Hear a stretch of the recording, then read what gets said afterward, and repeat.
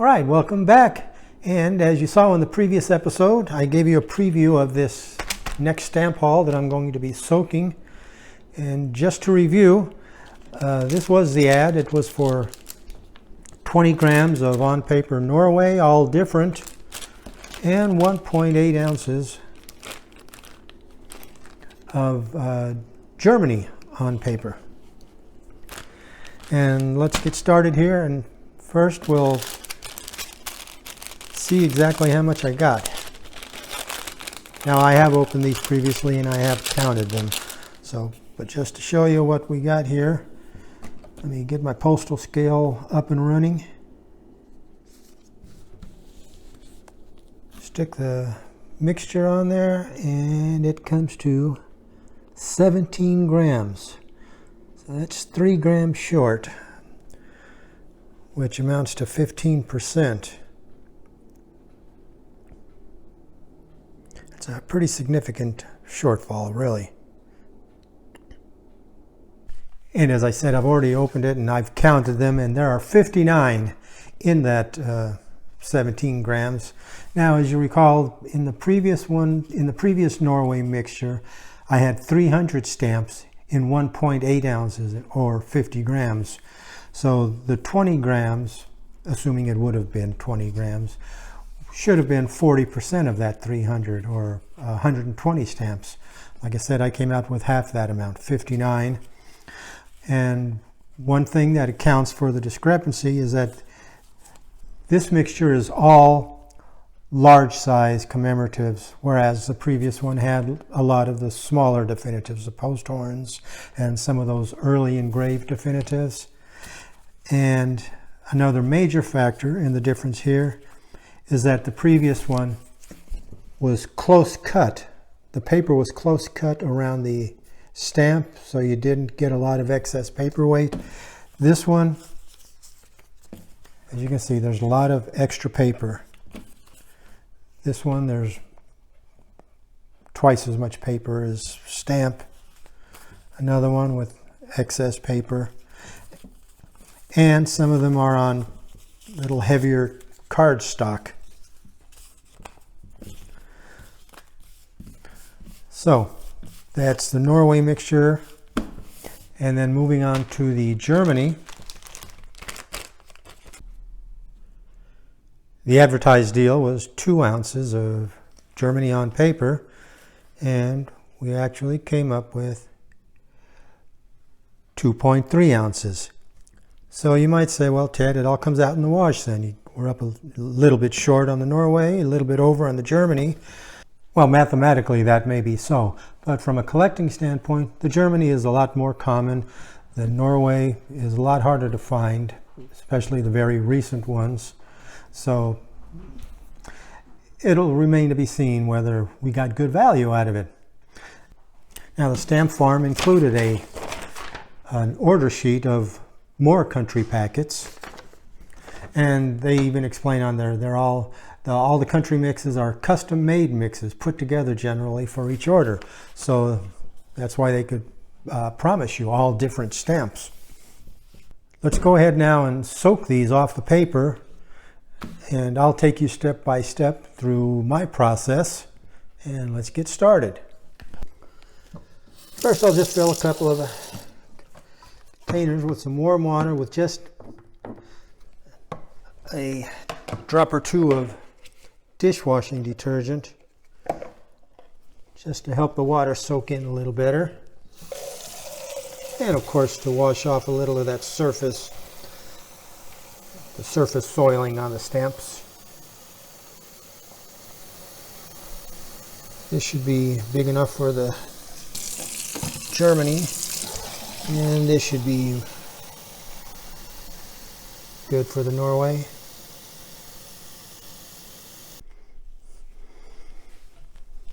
Alright, so here's my batch of Norway. Just stick it in there. Loosen them up a little so the water can get on both sides of the stamps. Let's get our batch of Germany here.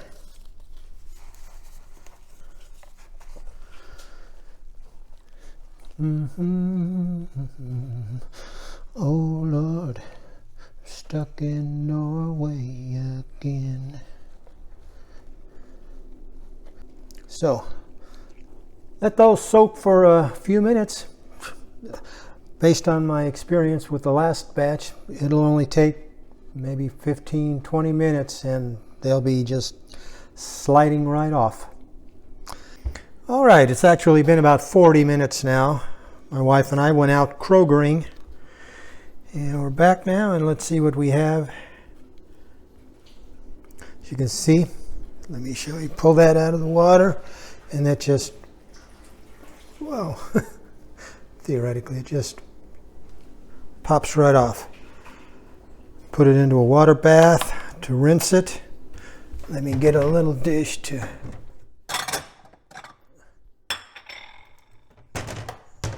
collect my papers. See, these just pop right off. And these are self-adhesives. You can see the adhesive portion that's stuck behind. Unlike stamps of the USA, that the adhesive layer and the stamps just, the self-adhesive stamps just don't come off like this on American stamps. On this brown craft paper, you can see better that the adhesive layer has stayed behind.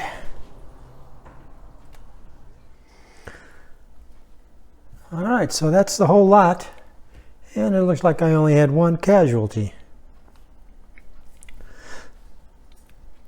So I'll just rinse these off and empty this other bowl, and we'll get on to the next step. All right, next we'll just do the preliminary dry on the towel just to get the bulk of the water off of the stamps.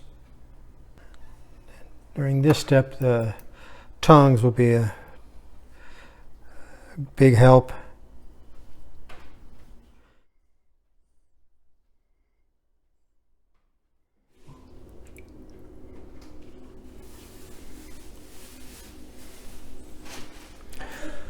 Okay, so now comes the step where we stick them in the Desert Magic drying book. I start at the last page. Okay, so this is the glossy page, and this is the coarse blotting paper. So we'll put the gum side down on the glossy page.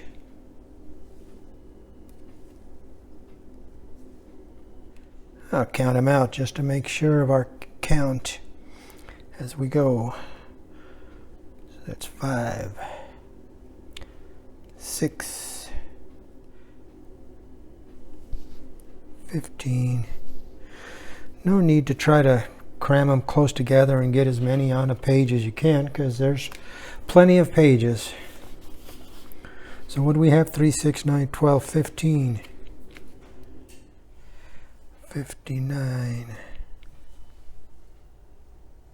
60. So actually my initial count was off, because even after discarding one, I ended up with one more. So 60 stamps. And then the last step is just to stick the old Scott catalog. That'll keep it nice and flat. Let that sit a while, and then we'll come back in a little bit and open her up, see what we got. All right, we're ready now to open the drawing book and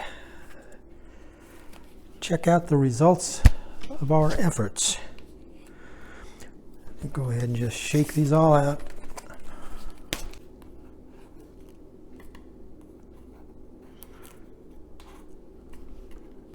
You will occasionally find a couple that don't